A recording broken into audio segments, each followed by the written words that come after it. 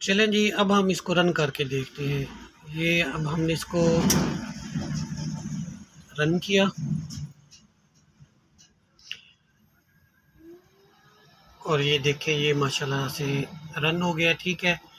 तो अभी हमने इसको 220 वापड़ा की तरफ से वोल्टेज दी है। जहाँ पे हमने पी वोल्ट देने थे ना, वहाँ पे हमने वापड़ा की तरफ दे दिए वोल्टेज। तो इधर आप चेंज ओवर लगा के अपना वो भी लगा सकते हैं। अगर शाम को आपने वापड़ा पे शिफ्ट होना है तो ये खुद ब खुद ही हो जाएगा। ये देखिए, ये हमने अभी इसको ना वापड़ा के वोल्टेज दिए, ये दो तारे वापड़ा की तरफ से आ रही हैं। तो इधर ही हमने पीवी वोल्टेज देनी है, सोलर के वोल्टेज देनी है।